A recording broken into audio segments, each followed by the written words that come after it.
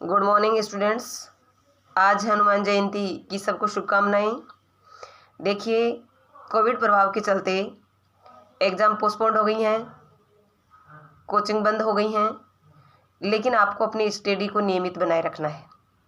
यदि आप अपनी स्टडी को नियमित बनाए रखोगे तो आपकी सफलता में कोविड प्रभाव कहीं भी बाधित नहीं होगा, कहीं भी बाधा नहीं बनेगा।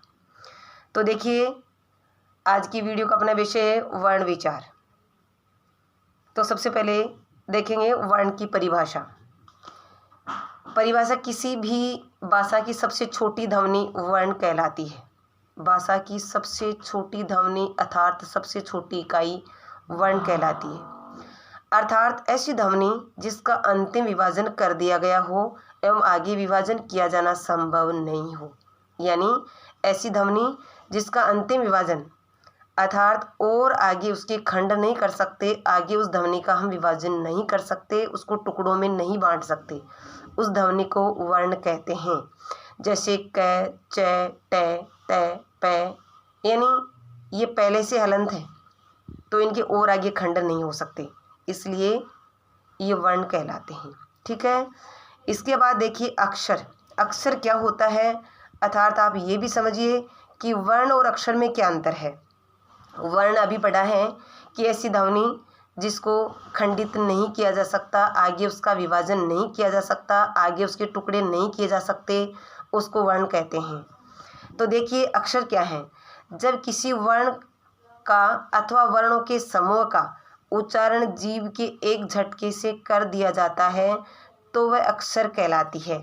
जैसे क, च, ट, प, ए, ये किन में आते हैं, अक्षर में आते हैं। अब आप देखिए अक्षर और वर्ण में अंतर क्या है। तो देखिए दोनों में अंतर है।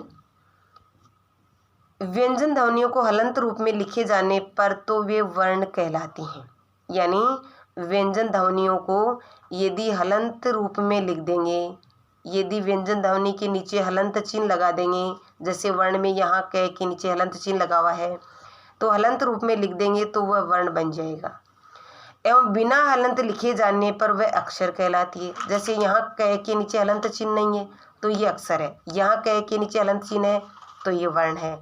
इसलिए वर्ण और अक्षर में अंतर दोनों में ये होता है कि अगर व्यंजन ध्वनियों को हलंत रूप में लिखते हैं तो वर्ण है, और हलंत रूप में नहीं लिखते हैं, बिना हलंत के लिखते हैं तो वह अक्षर कहलाती है। ठीक है। ये बात हुई व्यंजन ध्वनियों की कि व्यंजन वर्ण कब होते हैं और अक्षर कब होते हैं।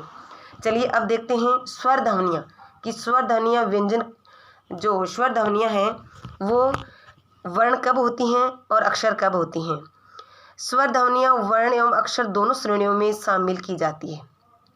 स्वर ध्वनियों को यानी ए, आ, ई, ये जो स्वर ध्वनियाँ हैं इनको वर्ण और अक्षर दोनों श्रेणियों में शामिल किया जाता है। अब दोनों श्रेणियों में शामिल करने पर भी देखो इसमें अंतर क्या है। लेखन के आधार पर तो स्वर ध्वनियों को वर्ण कहा जाता है। जब हम किसी स्वर ध्वनि को यानी ए को लिखते हैं तो उसको वर्ण बोलते हैं कि ये एक वर्ण है। एम उच्चारण के आधार पर अक्षर माना जाता है, और ए का उच्चारण करते हैं तो उसको अक्षर कहते हैं।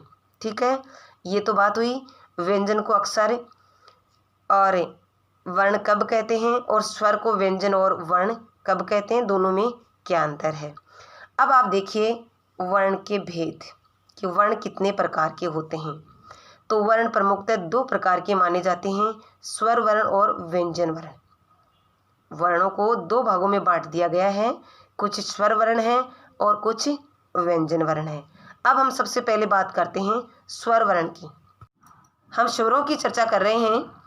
तो संस्कृत में कितने स्वर होते हैं, पाली प्राकृत में कितने होते हैं, अपभ्रंश में कितने और हिंदी में कितने होते हैं। हिंदी में हम पहले देख चुके हैं कि हिंदी में 11 स्वर ध्वनियाँ होती है। अब आप देखिए संस्कृत में, संस्कृत भाषा में मूलतः 9 मूल होती हैं, यानी 9 स्वर ध्वनियाँ तो मूल होती हैं और कुल 13 होती है। याद रखने की बात है कि हिंदी में 11 स्वर होते हैं और संस्कृत में मूल 9 होते हैं और कुल 13 होते हैं। ये दोनों में अंतर है। ठीक है। जो मैंने नीचे यहाँ पर नोट कर दिए हैं कि कौन कौन सी 13 स्वर ध्वनियाँ, ये ए, ई, उ, री, री, ए, ओ, ए, ऐ, ये होते हैं 9 मूल ध्वनियाँ। आ, ई, उ, री, ये अन्य ध्वनियाँ होती हैं। कुल 13 स्वर ध्वनियाँ होती हैं। ठीक है। इसके बाद आप देखिए पाली और प्राकृत में कितनी स्वर ध्वनियाँ होती है। तो पाली और प्राकृत में 10 स्वर ध्वनियाँ मानी गई है। 10 स्वर ध्वनियाँ मानी गई हैं, जिनमें आ, ई, उ, ए, ऐ, ओ, औ, ये इसमें 10 स्वर ध्वनियाँ होती हैं। फिर देखिए अपभ्रंश में 8 स्वर ध्वनियाँ मानी गई है।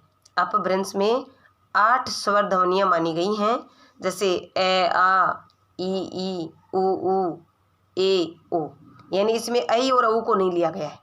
तो इस प्रकार आप ध्यान देंगे कि हिंदी में 11 स्वर ध्वनियाँ हैं, संस्कृत में 13 स्वर ध्वनियाँ हैं, और पाली और प्राकृत में 10 हैं, और अपभ्रंश में 8 स्वर ध्वनियाँ ली गई हैं।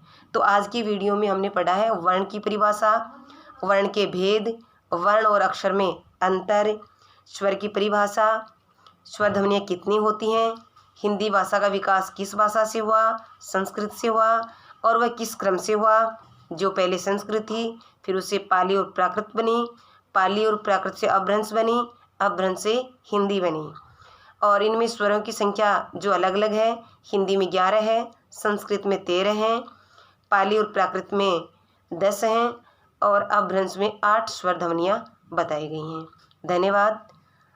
फिर मिलेंगे अगले वीडियो में, जो स्वर ध्वनियों के बारे में विस्तार से पढ़ेंगे।